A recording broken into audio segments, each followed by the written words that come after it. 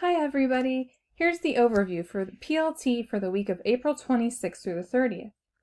On our Canvas page, we have our PLT overview. We have our training and tasks, which include updating grades, calling parents, reviewing the IC, behavioral referrals, and a new point of inspiration. We then have our advisory lesson for Monday. Remember, Thursday will be Stuco elections for our students, and then there's the PLT checklist form. Let's go ahead and take a look at the weekly overview. Some new information. Well, actually, we're going to start with some old information. Mr. Dorst sent us an email about the schedule for May, and I believe it was also in the faculty meeting, but just to make sure everyone's clear on dates and times, the May schedule for the end of the school year, this is May 3rd through 7th and 10th through 14th. Monday, Tuesday, Wednesday, and Thursday are alternating block days, blue, red, and then the Fridays of those weeks will be 7-hour days. Again, see Mr. Dorst's email if you have any other questions. Also, don't forget that wellness form sent out by Eric Reed, and make sure it's submitted to the district office by June 30th, 2021 to receive that discount on your health insurance. See Eric Reed's email and the information here to make sure you get all that information correctly. Also, the last personalized learning district meeting will take place on May 5th at 4:30. Please finish your modules by then if you're part of this group. Next, make sure to look for emails about para evaluations and complete them as soon as possible. Also, see Mr. Dorst's email about the Manhattan-Ogden Public School Foundation opportunities for teachers if you're interested in grants and other opportunities. On May 3rd at 3:30, we'll be having a faculty meeting next week, so get ready. Make sure that's part of your schedule, or you could go May 7th at 7 a.m. Mr. Dorst has sent out the Zoom links for that, so make sure that you look for that. Flex collaboration time, is due by May 3rd on Frontline Education. Make sure you see Grant Byquist email concerning how to enter that onto Frontline. Also, make sure you manage all of your other PD points, especially before the summer. And if you're taking any college courses, you'll need to make sure you put those into Frontline before you take them. If you have any help or need any help with relicensing, please contact me, Crystal Ann Kleiner Neff. Here is also the link to the Kansas Licensure System page so that you can look at that as well. But feel free to email me about any questions that you have concerning Frontline or college courses or any of those things. Other PD members are Grant Byquist, Deidre Braxmeyer, Craig Ackerman, and Larry Myers. Next, Miss Maycumber sent out an email about saving your Zoom sessions. So make sure you click save to this computer so it will not save to Zoom.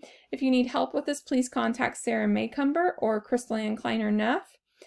Also, iPad check-ins for on-site students. Seniors will be turning their iPads in May 5th in advisory, and grades 9 through 12 will be turning them in on May 12th. Please see the faculty meeting presentation for more information or contact Donna Parks or Sarah Maycumber. We also got new information about iPad check-ins for remote students this week.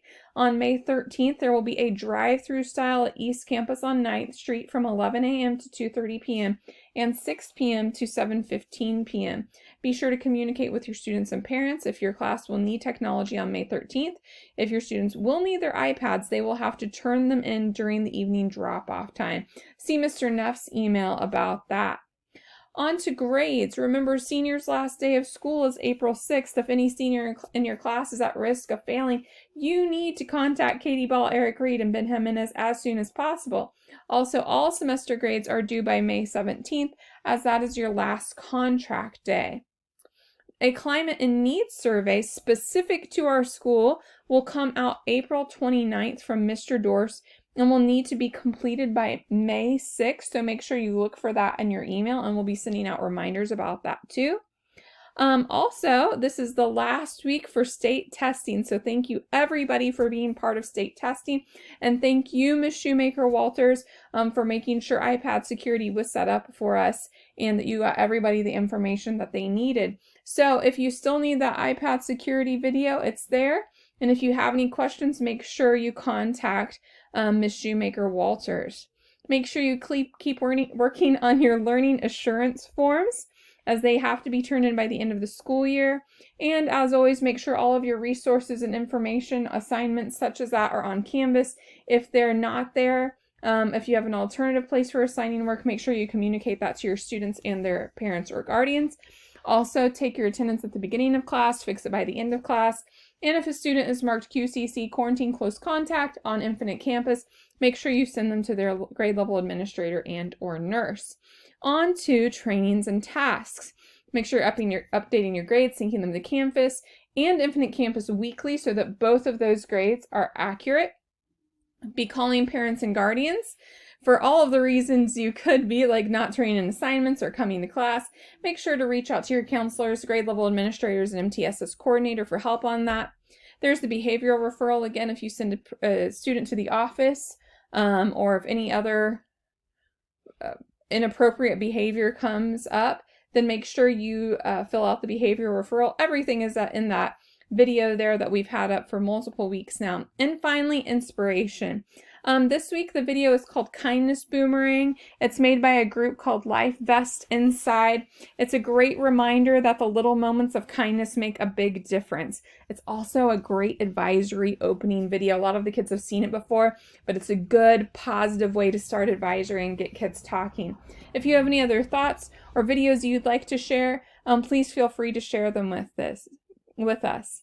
And then let's continue our Compassion Positivity Challenge. Take time out of this week to just reach out to 2 colleagues, maybe send them an email, send them a text, someone you don't normally talk to, ask how they are, add a supportive comment, and just spread positivity, through the school as much as you can. We're all struggling right now, but we're almost to the end, so let's support one another to get there. Advisory this week is April 26th. On Monday, we'll be doing grade checks and study tips. Thursday, April 29th, are Stuco elections. There's our collaboration form. For questions and answers this week, we had one question. And this person said, one I didn't think of until after the building committee meeting, but will students get ticketed, or are they allowed to park there for the parking and triangle lot? My assistant coaches have had trouble finding parking there for when we leave for our meets practices because there are so many kids there. And the easy answer is students are not supposed to be parking in that lot.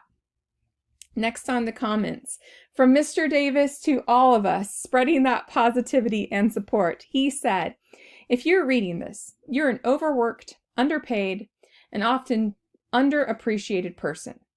But you are also an incredible person who makes a positive difference in the lives of those around you, even if it doesn't seem that way all the time. I never tire of bragging to people I know that I work with some of the most talented, caring, and compassionate professionals I have ever met. And I am always thankful to be a somewhat loud, occasionally obnoxious, and nearly always verbose part of a faculty like the one we have here at MHS. Thank you, Mr. Davis, for such kind and supportive words to all of us. We hope that you feel supported too. And on to our Tell Me Something Good comments from Miss Hibbs. She said, I have had the fewest F's this semester than I have had in a long time. I thought it would be much more with COVID and all of the weirdness of the school year. And then from Mr. Davis, he had some of the most sincere, meaningful, and powerful classroom moments he's ever experienced as a teacher in our advisory class this week, discussing both self-care and suicide prevention. He said, we not only have some really good students here at our school, but some incredible people as well. And finally, from Miss Clark, all of her students were present for the exam this week. That's so great, Miss Clark. Hey, thank you for all you do. We hope you have a great week. Keep up the good fight and keep doing good things and keep supporting one another. Have a great week.